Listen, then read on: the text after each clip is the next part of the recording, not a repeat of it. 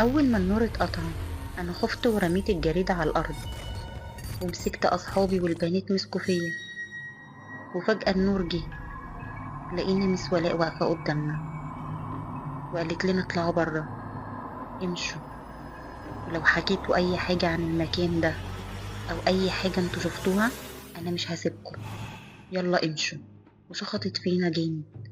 طلعنا نجري لحد باب المدرسة، ولقينا باب المدرسة مفتوح، ولقيت بابا واقف برا بيدور عليا هو وأهل أصحابي اللي معايا. ركبت العربية مع بابا وكنت منهارة من العياط والخوف. بابا بيسألني وأنا خايفة أتكلم. كل ما أفتكر إن ميس ولاء مش إنسانة وإنها ميتة من سنة 1960 أحس برعشة وخوف جوايا. فجأة بابا قال لي إحنا قلبنا الدنيا عليكي، وباب المدرسة كان مقفول. مشينا ورجعنا لقيناه مفتوح. طب لو الباب مفتوح انتوا ما خرجتوش ليه؟ وإيه اللي كان مقعدكوا جوه؟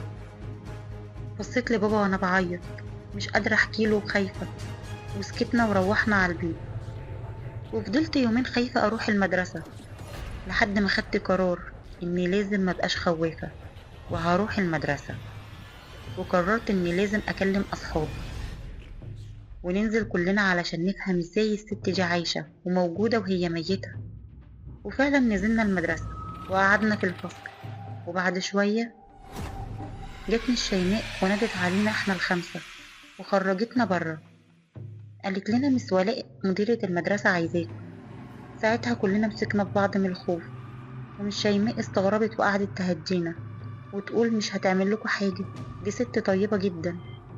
وفعلا مشينا وراها واحنا مرعوبين، ودخلنا أوضة مس ولاء وكنا باصين لها وبنترعش.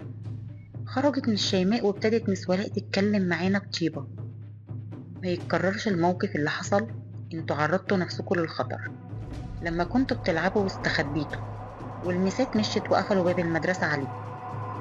كانت بتتكلم عادي خالص ولا كأننا نعرف أي حاجة، لدرجة إني شكيت إني كنت بحلم.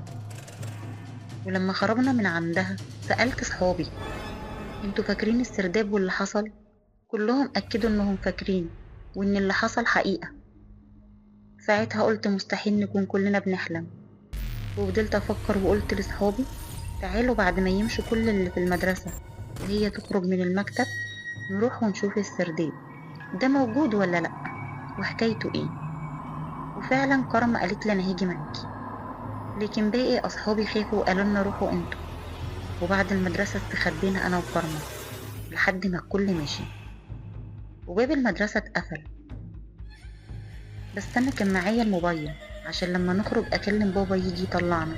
وفعلا بعد ما الكل مشي رحنا أوضة مس ولاء ولقينا باب السرداب، ونزلت أنا وكرمة كنا خايفين جدا ومولعين كشاف الموبايل لحد ما وصلنا للأوضة ولقينا نورها منور. دخلنا وقعدنا نقرا في كل الأوراق والجرايد.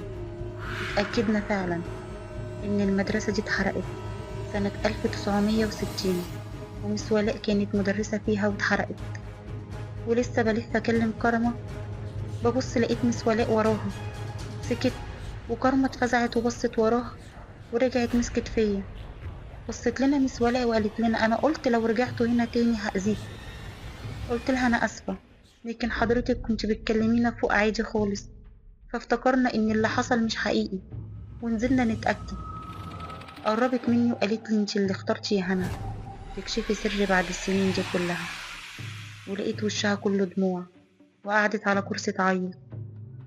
كنت خايفة أقرب منها بس قربت منها وحاولت ألمسها، لمستها عادي وطبطبت عليها وقلت لها يا مس ما تعيطيش، أنا آسفة، أنا بس كنت عايزة أعرف مين اللي في الجريدة دي، الميتة مش معقولة تكوني انتي.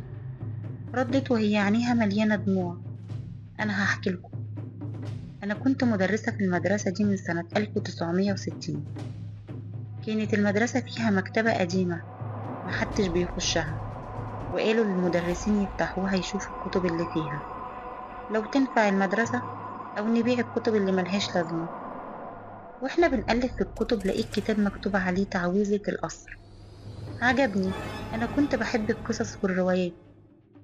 أخدته وروحت البيت وقعدت أقرأ فيه، وعرفت منه إن المدرسة دي كانت قصر ملك الأمير حافظ أيام الملك، والراجل ده كان بيحب واحدة الملك كان بيحاول يبعده عنها، والملك كان مصر يتجوزها.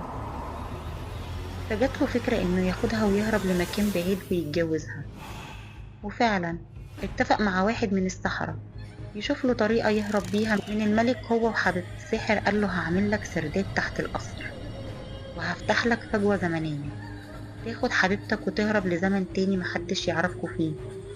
وفعلا في يوم وليلة هرب الأمير حافظ وحبيبته، لكن محدش عرف هما راحوا فين ولا راحوا أنهي زمن. وعرفت إن الكتاب ده كتبه كاتب اسمه عبد السلام إبراهيم بعد ما قبضوا على الساحر واعترف بكل حاجة، لكن الساحر خاف يقول لهم على مكان السرداب، وفضل مش عايز يقول لهم عشان يضمن إن مش هيموتوه إلا لما يقول، وفضل محتفظ بالسر لنفسه لحد ما مات في السجن.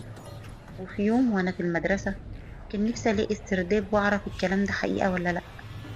وأنا في أوضة المديرة حصل حريق كبير، والأوضة اتقفلت عليا، والنار مسكت في السجاجيد اللي على الأرض.